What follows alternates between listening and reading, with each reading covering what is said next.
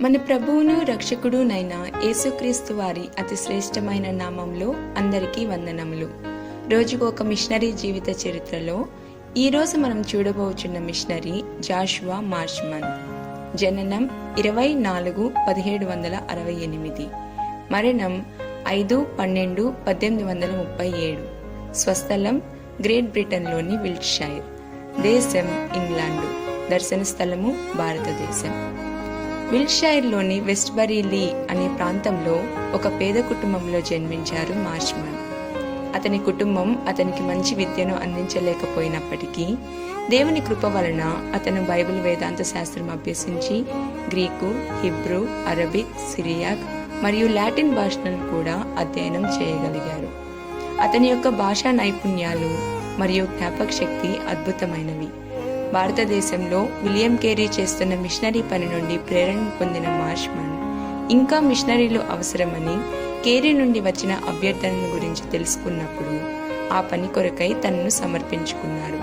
తద్వారా అతను తన భార్య అయిన హన్నా మరియు పిల్లలతో కలిసి 1799వ సంవత్సరంలో భారతదేశానికి వచ్చారు.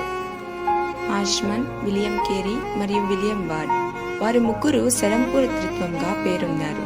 ప్రభుత్వం వారికి అనుకూలంగా లేకపోయినప్పటికీ, అనేక నిరుత్సాహకరమైన అనుభవాలు ఎదురైనప్పటికీ వారు వెనుకంజ వేయక భారతదేశంలో సత్యము మరియు జ్ఞానము విస్తరించుట కొరకు ఎడతెగని సేవలందించారు. లేఖన భాగములను అనువదించడం మరియు క్రైస్తవ రచనలను ముద్రించడం వారి ప్రధాన కర్తవ్యాలలో భాగమయ్యాయి. ఈ ముగ్గురు కలిసి 1818వ సంవత్సరంలో స్థాపించిన సెరంపూర్ కళాశాల నేటికి సేవలను అందిస్తున్న భారతదేశంలోని 2వ పురాతన కళాశాలగా నిలిచి ఉంది. ఆసియా ఖండం మొత్తాన్ని క్రీస్తు వైపుకు తిప్పాలనే ఆకాంక్షతో 1806వ సంవత్సరంలో చైనా వారి భాషను అధ్యయనం చేయడం ప్రారంభించారు మార్ష్మన్. లాసర్తో కలిసి 15 సంవత్సరాల పాటు అతను చేసిన కృషి ఫలితంగా 1821వ సంవత్సరంలో చైనా భాషలోకి అనువదించబడిన మొట్టమొదటి పరిశుద్ధ గ్రంథము ప్రచురించబడింది. భారతీయులైన స్థానిక పిల్లల గురించి ఎంతో శ్రద్ధాశక్తులు కలిగి ఉన్న మార్ష్మన్ వారి కొరకు పాఠశాలను ఏర్పరిచే ప్రణాళికల కొరకు అధిక సమయాన్ని వెచ్చించేవారు. అతను తన భాగస్వామి అయిన హన్నాతో కలిసి బెంగాల్లో బోర్డింగ్ పాఠశాలను స్థాపించారు. చిన్నపిల్లల రక్షణ మరియు ఆత్మీయ ఎదుగుదల కొరకై school dialogues or lessons of the commandments and the way of salvation అనే చిన్న పుస్తకాన్ని కూడా మార్ష్మన్ రచించారు. మార్ష్మన్ యొక్క క్రమశిక్షణ కలిగి ఉన్న జీవితం దేవుని పిల్లలైన ప్రతి ఒక్కరికి మాదిరిగా నిలుస్తుంది. సాధారణంగా వేకువనే 4 గంటలకు లేచి అల్పాహారం తీసుకునే సమయానికల్లా ఆ దినము యొక్క కర్తవ్యాలలో సగం పనులను పూర్తి చేసేవారు.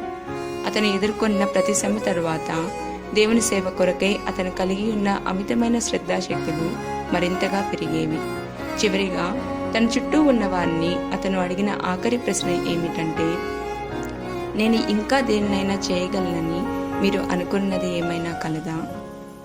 ప్రియమైన వారలారా, దేవుని పని కొరకైన మీ సమర్పణ ఎంత తీవ్రతను కలిగి ఉన్నది? ప్రభువా, క్రమశిక్షణతో కూడిన జీవితాన్ని కలిగి ఉండి నా యొక్క సమయమును మీ పని చేయుట కొరకు వెచ్చించులాగున నాకు సహాయం దయచేయము. ఆమేన్.